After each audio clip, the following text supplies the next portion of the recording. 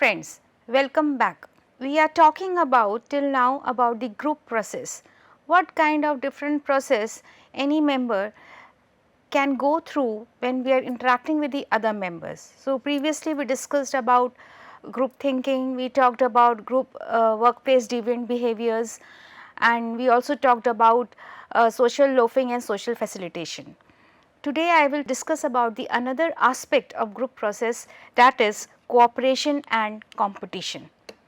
Now these are the two types of process which exist in every group. It is not that it only exists between two groups, cooperation and competition can also exist within the group itself, that is at the intra-group level. So the idea is that when we are talking about these kind of process, then what can be the solution to identify, to understand, and at the same time to resolve these kind of issues and make the process, group processing very smooth and effective. So when we are talking about cooperation and competition, let us first define very briefly that what is cooperation and what is competition. Any layman would understand these terms, that what is cooperation? That means when people work together to attain a common goal or shared goal and it benefits each and every member of the group and the organization, then it is actually cooperation. That means the individual sees that the personal rewards can be enhanced if the other person of the group also benefits from the same level of interaction. That means it is not only that the individual is satisfying his or her own personal interests, but the person is also making a point that with that personal interest the other members' interest should also be satisfied. So, this is cooperation. On the other hand, competition is that when we are striving against the another person, that means we are taking some advantage, we are winning over the other person and then gaining some benefits. So, this is competition. That means the rewards must often come at the expense of others. In other words, that is that we have a strategy in a way that the other person is losing the game and we are, or I am winning the game and satisfying only my personal interest. So, this is competition, when we are winning and the other person is losing at the expense of others. Now, when we are talking about this process, that is cooperation and competition, then this process can be discussed based on certain theory, and social psychologists have talked about games or game theory, that how cooperation and competition can take place or exist and how it can be understood very well at group level. So, social psychologists tend to study cooperation and competition through the analysis of games. That means what kind of games exist when people are actually cooperating or competing. That means they engage in different kind of games or process where either they are satisfying their personal interest or they are actually trying to cooperate in a way when not only personal interests are satisfied, but the other members' goals are also achieved. So, when we are talking about games, it is assumed that individuals are rational actors who are motivated to maximize their benefits. Now, this maximization of benefits here means two connotations. The first is personal interest, and the other benefit that connotes is the benefit of the whole group. So, when we are talking about cooperation and competition based on games theory, then games are divided into two persons or more than two persons. Either it is me and you, or it is me and the other members, and it is assumed that people are selfish or cooperative for a specific outcome. Just now I said that either the person is cooperating for the benefit of all the other members of the group, or the person is competing just to maximize his own personal benefits. Next comes types of games. When social psychologists are trying to understand human behavior or at group level, that how people cooperate and compete, then they have also identified different kind of games that exist in any group. The first is the games between two people, which is actually a direct competition, right? And the other is that when the game is between two or more than two people. Just now I said that either it is me and you, or the other is between me and they. So, how people are behaving in that kind of game that actually defines that whether the person is aiming for his own personal interest or maximizing the benefit of the whole group. So, when we talk about when the games between two people, that is direct competition, then it is between two people where there is a winning strategy, that how you are playing the game in a way where you are actually maximizing your benefits based on a strategy. That means that there is a winning strategy, and the game between more than two people is best suited for coalition formation, cliques and teams. That means that whenever it is between two people, then one is losing and the other is winning. That means one is gaining all the benefits and the other is losing all the benefits. This is actually a direct competition, but when it is between more than two people, then actually what happens in competition, people try to form subgroups within the group itself and they try to maximize their own personal interests. So, then there is a competition where maximization of personal benefit dominates while not thinking about benefit of the whole group itself. So, this is between two people, that is direct competition, and more than two people. So, when the competition is between more than two people, then different kind of behavior and process also evolves. Either people will collaborate, people will form subgroups within the group itself to maximize their own benefits. There is more coalition formation, that is within the group itself people form their own teams, they collaborate and try to maximize their own benefits. So, this is the first kind of game that is direct competition or competition between more than two people. The other is perfect and imperfect competition based on information. So, in games of perfect information, the moves are completely visible to every player. For example, a poker game. So, it is, if it is between two people, the two people know how they are playing and they know that one will win and will take all the benefits and the other will lose, and he will lose all the benefits to the winner, right, and the which is actually a perfect competition.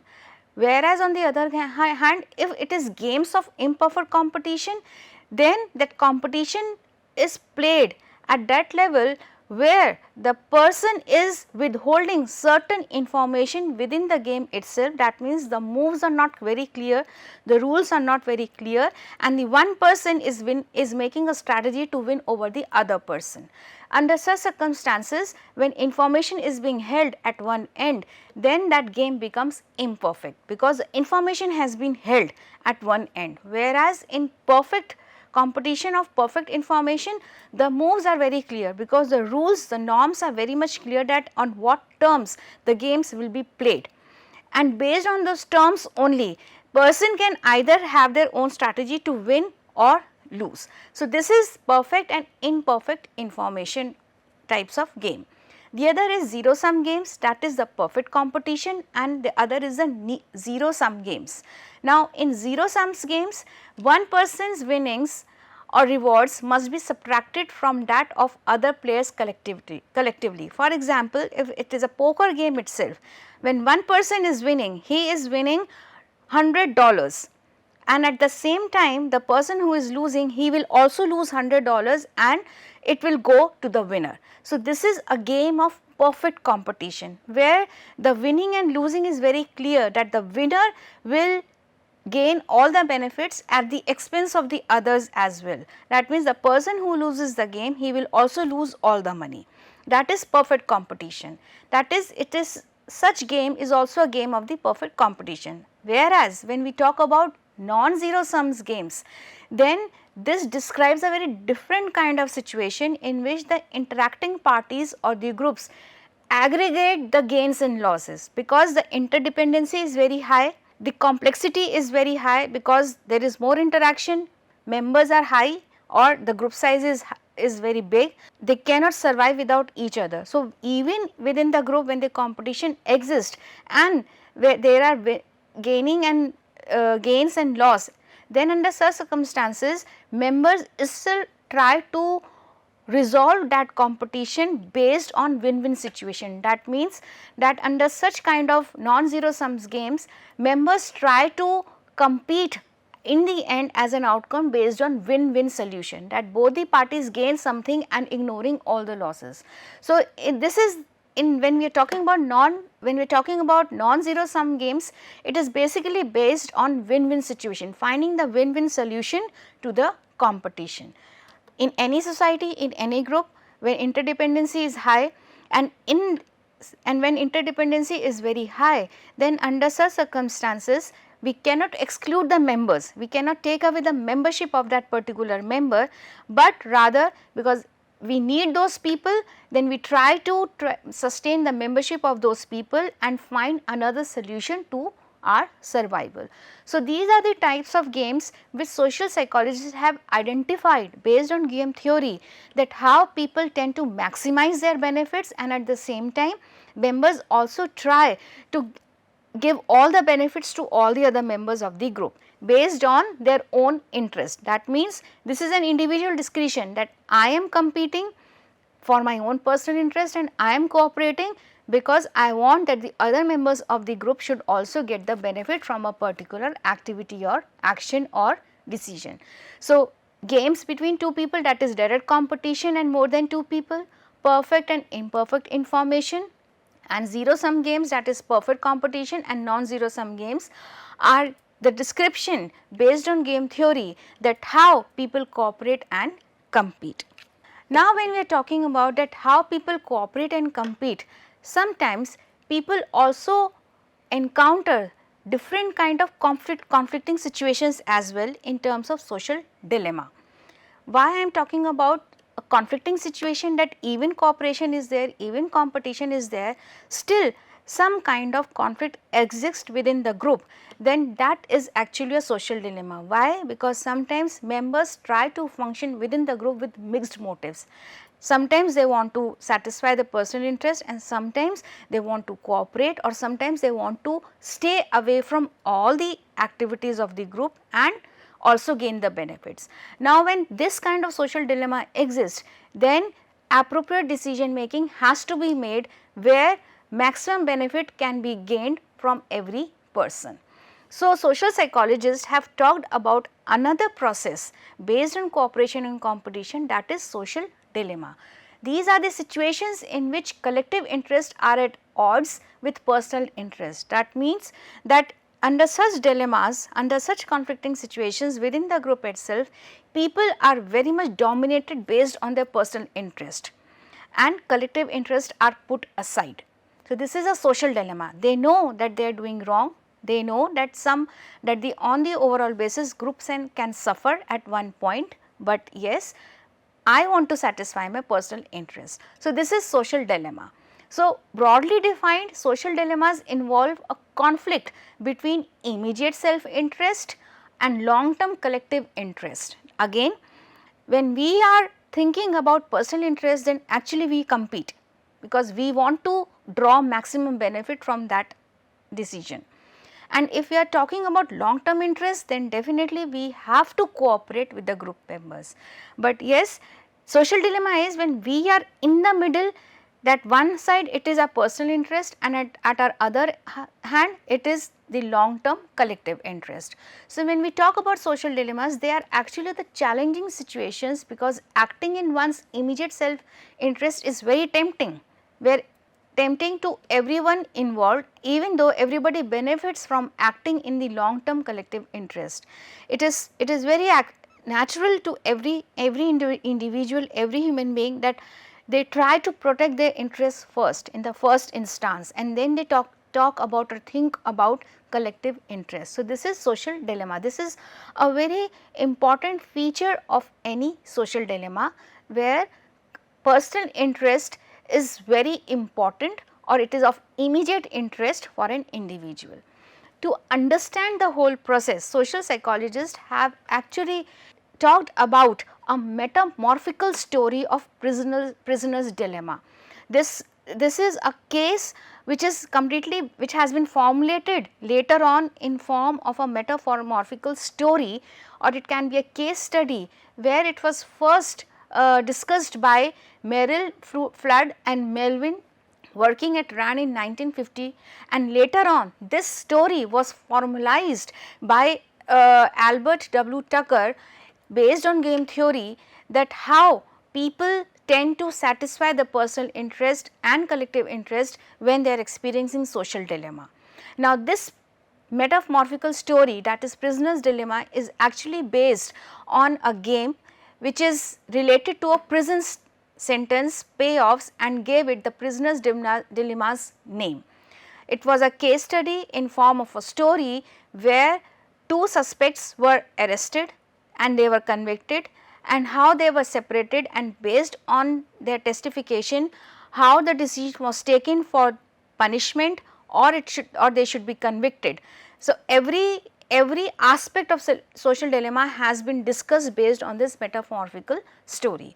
So, basically a social dilemma is a situation in which each person can increase his or her individual gains by acting in one way, but if all or most of the persons do the same thing, the outcomes experienced by all are is reduced. That means, in a group, when one person is maintaining his own personal interest, there can be a situation when the other members can gain some benefit. But if all the members of the group are just working for their own personal interest, then the result of that group activity is that all the members experience losses and no gains. So, based on prisoner's dilemma as a metamorphical story, Tucker explained this social dilemma in a very lucid manner, which is based on grid. I will show it in later on. That let us first discuss about that what exactly is the case. So, the metamorphical explanation of the prisoner's dilemma explains social dilemma as that when there are two persons and each can choose either to cooperate or compete. This is natural that either you are cooperating for the maximum benefit of the members or long term benefit of the group, and if we are competing or any person is competing, then we are actually thinking about our own personal interest. If both cooperate, then they experience larger gains, that is obvious, and each person experience, and if they compete, each person experiences much smaller gains or losses, because if every one member of the group is just taking care of their personal interest, then members will experience main losses at collective level. So, the most interesting pattern in social dilemma is that when one chooses to cooperate and the other chooses to compete, then under circumstances a conflicting situation arises, because one is cooperating, the other is competing, then who will gain all the benefits, who will bear all the losses, or who will, or both the members will bear what kind of consequence, that is unknown to both the parties. So, in this case the first person who chooses to compete experiences much larger gains, because the person has a strategy, the person is withholding some information, and based on that the person will gain maximum benefits, and the second one, that is who chooses to cooperate, will have lesser gains, that means he will lose something more. So, the situation is called a prisoner's dilemma, as it reflects a dilemma faced by two suspects who have been caught by police. Now, this is the starting, that how that prisoner's dilemma story has been described based on to explain social dilemma. Again, when one person competes, the other person cooperates, then actually there is a social dilemma. Now, if I continue to discuss the whole story, then the social dilemma that is been experienced in the whole case, then there will be different kind of social dilemmas that will be experienced. So, in elaborating this metamorphical story of prisoner's dilemma, according to this story, two suspects are arrested by the police. The police have insufficient evidence for conviction, and having separated both prisoners, visit each of them to offer the same deal. That means they are asking questions, integration is on separately from both the prisoners, and what kind of situation has been experienced by the police, that actually explains clearly that what is social dilemma.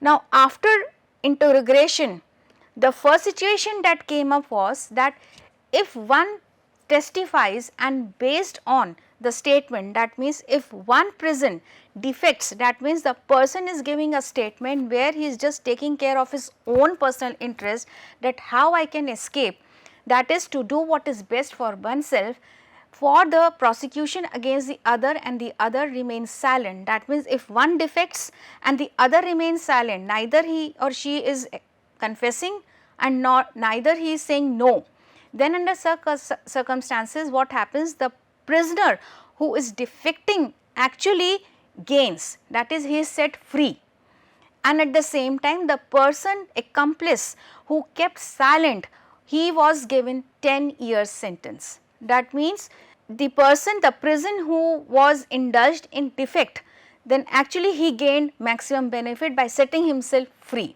That was, he was taking care of his own interest by not accepting or confessing the crime he has committed. While the other person who was silent, the other prisoner who was silent, actually he was convicted and he was given 10 years sentence. So, it was a pure competition, that the person had a strategy and he could escape, and the other person thought that even if I am silent, maybe I will cooperate, but ultimately he was given the sentence.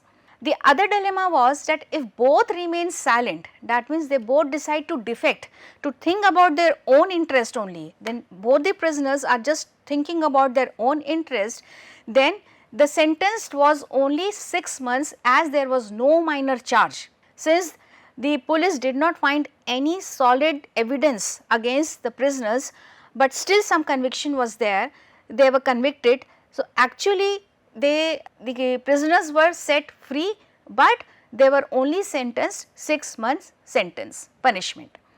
Now, the other third dilemma was if both confess, that means if both prisoners try and decide to cooperate and confess, then they will both be convicted and receive a 5-year sentence, because they are confessing, and at the same time the police had enough evidence of the crime they have committed, but since they are cooperating based on their confessions, then the sentence was half, that is 5-year sentence to both the convicts.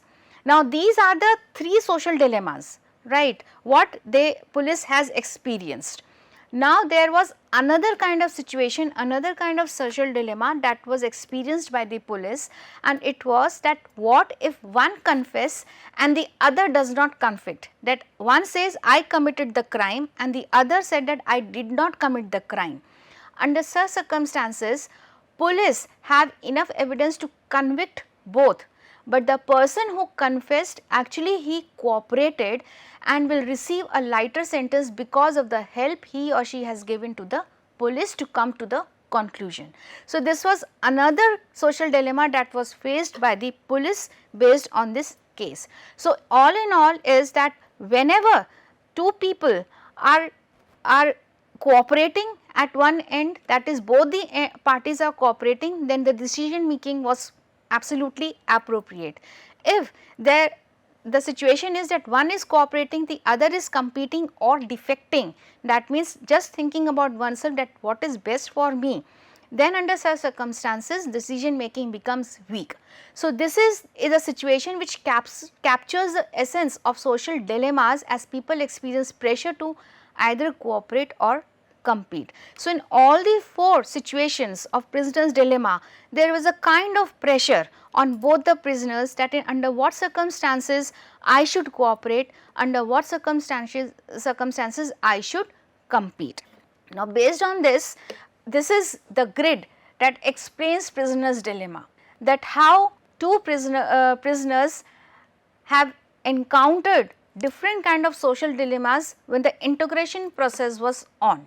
So, if I say that if prisoner B is defecting and prisoner A remains silent, then actually prisoner A gets 10-year sentence and prisoner B goes free. So, this is the idea of the first situation that we have discussed. If we go to the previous slide, that if one testifies, that is defects to do what is best for oneself for the prosecution against the other and the other remains silent, the betrayer goes free. That means here prisoner B goes free and prisoner A gets 10-year sentence, right. The other situation is that if both confess, then each of them gets 5-year sentence. If both defect, then each one gets 6 month sentence, and the fourth is that if A confess and the B does not confess at all, then A will get a lighter sentence. So, the idea is that whenever there is social dilemma, people most of the time work or function with mixed motives. Here the idea is that mixed motive means that under such circumstances, when the person tries to cooperate, that is to avoid the negative outcomes, and sometimes the person defect, that means to do what is best for oneself. So, this is social dilemma, that how people function in the group, and they most of the time people prefer to have a middle path, that means the mixed motive idea, that sometimes they cooperate and sometimes they defect. So, this is social dilemma, which is very much experienced in our day to day life as well, and when there is a group level functioning, then people tend to think about their own personal interest, group level interest, and they function with mixed motives. Now, the next is that what factors influence cooperation. It is not that only social dilemma exists. There are certain behaviors also which can also influence cooperation and can curb the tendency of social dilemma, because sometimes whenever a person experiences social dilemma, then most of the time the decision making becomes very weak at the group level. So, it is suggested by the social psychologist, and a common sense also says that we should indulge in behavior, group members should indulge in behaviors which actually influence cooperation, so that there are less chances to compete. So, when we are talking about factors that influence cooperation, the first is reciprocity. As the term implies, that we are helping the other person and the person also helps us in return. This is reciprocation. That is, we are helping the other person with our kind action, and in return the person who is obligated also returns the same thing with his kind action, and there is respect for those actions. So, this is reciprocation. So, it is a social norm of responding to a positive action with another positive action and rewarding kind actions, that when A has done good to me, then B also returns the same thing with his kind actions. So, this is reciprocation. So, it is probably the most significant factor in influencing cooperation. Yes, that is true, that when we are helping one person, the other person will also help us in some or the other way. That is, when others cooperate with us and push their self interest aside, we usually respond in the same kind. And one has to understand and identify that the help that we have received has no personal interest, it is only reciprocation. So, the reciprocation norm operates on a simple principle that people tend to feel obligations to return favors after people do favors for them. Now, when we are talking about reciprocity, then actually there is another stance, that how this reciprocation process can be continued within the group itself and it lasts for longer and there is more cooperation. So, the other process related to reciprocation is reciprocal altruism. That means we are helping the other person, in return we are receiving the help, and as a consequence both the parties in long run are enjoying the benefits. For example, if one party has surplus food and that party, the other party which is starving for the food, then maybe one party who has surplus food will definitely share that food with the starving party and will make the survival best, because it is helping the family or party to grow further. Now, in that case, A has less significance for the surplus food, and B, which is a starving party, it has high significance for the food. That is so obvious, because B party is actually starving. In reciprocation, what happens, that when B is also returning the same to party A, then definitely reciprocation is also there, and at the same time help is also there, helping behavior is also extended in the same kind, then the survival of both the parties is extended. So, this is reciprocal altruism, where the survival is actually extended both the ways. So, this is the idea or principle of reciprocation in terms of reciprocal altruism. That means this suggests that sharing resources such as food increases the chances of survival and thus the likelihood that they will pass their genes to the next generations. That means that giving life to one group or one party is actually passing on from generation to another. What if the party starves and dies? The life will come to an end of that particular party. There is no extension of life. Further, they tend to share in such a way that the benefits are relatively great for the recipients of such cooperation definitely, and the cost is relatively minimal for the provider. Party which has surplus food, the significance is less in the eyes definitely, and significance is very high for the starving party. For example, if one family has more food than he and his family can eat while the other is starving, the cost to the first is minimal and the gains to the other second party is great. So, this is reciprocal altruism, and when the situation is reversed, cooperation again will benefit both parties and increase their chances of survival. In contrast, organisms that act in a purely selfish manner, they do not gain many benefits. Definitely any party which is just helping that in future they will gain some benefit, under such circumstances that party will never gain benefit in future as well. So, when we are talking about reciprocal altruism, it is actually a way to foster tendency of cooperation among group members, because when we are in a group, every member survival is very important, and when we are thinking about the survival of each and every member, then it is not only about reciprocation, it is about altruistic manner, that we are only helping the other person so that the survival becomes the best. So, this is one factor which enhances cooperation. The other is personal orientation. That means under what circumstances people tend to cooperate, they have some orientation, they have some inclination that why I am cooperating. So, social psychologists have talked about three orientations. The first is cooperative orientation, in which individuals prefer to maximize joint outcomes received by all the persons involved. That means all the members are into action to help each other, and the outcome is that all the group members are being benefited. That is cooperative orientation, that all the members have this thought process that we are helping each other. The other is individualistic orientation, in which they focus primarily on maximizing their own outcomes. That means they are helping the other person so that they are getting some benefits.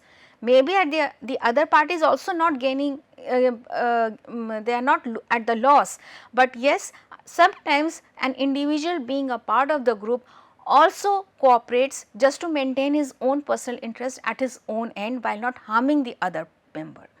And the other is competitive orientation, in which people focus primarily on defeating others, that is obtaining better outcomes than other persons do. This is pure competition, that you are inhibiting the other person's activity just to have maximum gains at your own end. So, this is competitive orientation. Definitely when this kind of orientation is dominated in any group, then gradually the group tends to have maximum losses and minimum gains. So, this is personal orientation. The other is communication. This is a common sense factor, that when we are discussing our problems with the other group members, or we are discussing about some situation with the other group members, maybe we will conclude that communication with some solution to the problem which will benefit all the members. This is a way to communicate, this is a way to foster, it is a way to influence cooperation. Sometimes communication pattern is so blocked or poor that person fails to influence cooperation among members, that communication becomes invalid, the communication becomes meaningless. This is another factor where cooperation gets inhibited. And sometimes what happens, that people tend to cooperate with each other in a form of threat, that they can only help the other person when they will get some interest, otherwise they will not help, and that threat is very much open and clear, it is very explicit to the other members. Under such circumstances, cooperation is not influenced, rather conflict is influenced. So, when we are talking about that what factors can influence cooperation, then communication is the most important factor, that if we are communicating and getting some solution, then it is actually influencing cooperation. If we are threatening the other member, then that communication is not influencing cooperation, or sometimes the communication is so blocked or meaningless or invalid that it does not influence cooperation. So, communication is another factor that influences cooperation. So, we can say that communication can lead to cooperation provided certain conditions are met, that means certain norms are being followed by the group members, and then it is not only cooperation, but it is commitment. That means how a problem is been discussed through a proper channel, then only communication can be maintained and problem can be or conflict can be resolved. And the other is, which is the most important aspect that influence cooperation, is the discontinuity effect. That means that intergroup conflict is inevitable, that two groups are competing with each other to maintain the maximum benefit. But sometimes what happens, that the members of the two groups, they are more interested in interacting and cooperating with each other, but because of the conflicting tendencies, the cooperative tendencies of the conflicting groups are being overshadowed. This is a very complicated situation, that how cooperation can be influenced under such type of circumstances, that two groups are competing, they are in under conflicting situation, but the members of the conflicting groups, they want to interact to minimize the conflict and gain maximum benefit. So, this is a discontinuity effect which is difficult to achieve, but it is an important part to discuss about that how social dilemmas and cooperation can be enhanced or resolved. So, when we are talking about discontinuity effect, it is a greater competitiveness displayed between different interacting groups relative to the competitiveness displayed when individuals interact with other individuals. Given that group competition over scarce resources is believed to lead the group level conflict, it has been asserted that the link between competition and conflict is also considerably more powerful between groups.